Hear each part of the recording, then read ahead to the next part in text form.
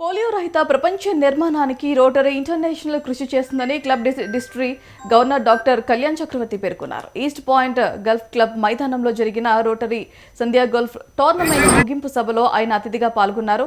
దశాబ్దాల తరబడి పోలియో నిర్మూలనకు రోటరీ చేస్తున్న ఉద్యమం విజయం సాధిస్తుందని కళ్యాణ్ చక్రవర్తి తెలిపారు.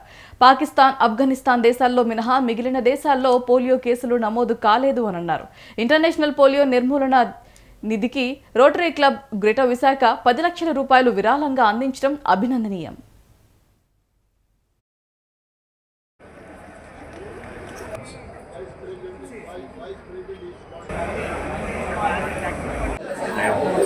లాస్ట్ 4 ఇయర్స్గా ఈ డోర్ టోర్నమెంట్ అనేది కండక్ట్ చేస్తాము. ఈ డోర్ టోర్నమెంట్ టైటిల్ స్పాన్సర్ వచ్చి సంజయ్ మెరైన్స్, దానివల్ల title rotary Sanjay golf tournament అనేది లాస్ట్ 4 ఇయర్స్గా కండక్ట్ చేస్తాం.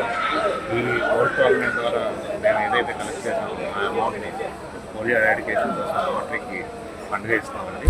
అది నియర్లీ 10 lakhs వరకు మేము ఫండ్ చేస్తున్నాం. ఈ సంవత్సరం ఇంకా మాకు normal sponsor Kalyan Chakravarthy, district Rotary district 3020 governor.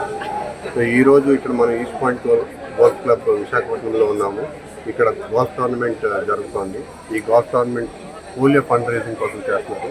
Polio fund raising కోసం సంధ్యా మెరైన్స్ వారు టైటిల్ స్పాన్సర్గా ఉన్నటువంటి గోల్ఫ్ టోర్నమెంట్లో వచ్చినటువంటి ఫండ్స్తో పోలియో ఎరాడికేషన్ కోసం రోటరీ ఇంటర్నేషనల్కి డొనేట్ చేస్తారు.